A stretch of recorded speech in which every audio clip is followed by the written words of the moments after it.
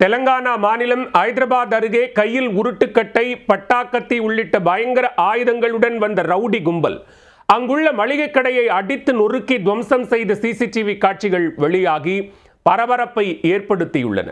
அட்டகாசத்தில் ஈடுபட்ட ரவுடி கும்பல் சிக்குமா?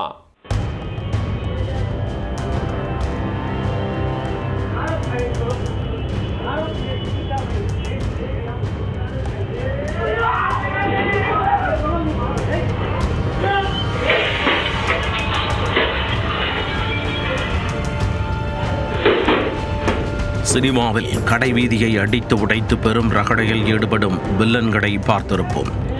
ஆனால் இங்கு ஒரு ரவுடி தனது கூட்டாளிகளுடன் சேர்ந்து சினிமா வில்லன்களை எல்லாம் தூக்கிச் சாப்பிடும் அளவுக்கு மளிகை கடை ஒன்றை கந்தர்வகோலம் செய்யும் திடுக்கிடும் காட்சிகள்தான் இவை.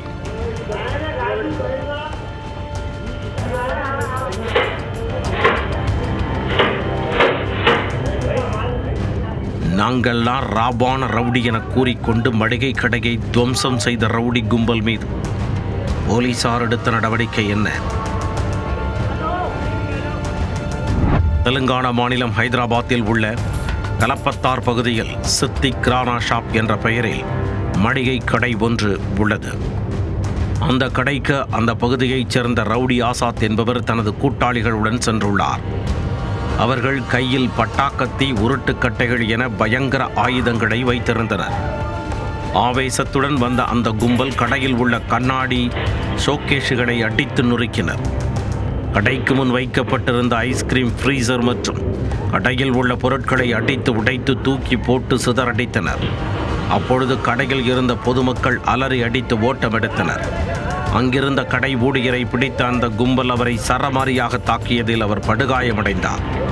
இதையடுத்து அந்த ஏரியாவை சற்று நேரத்தில் மனித நடமாட்டம் இல்லாத பகுதியாக மாறிப்போனது.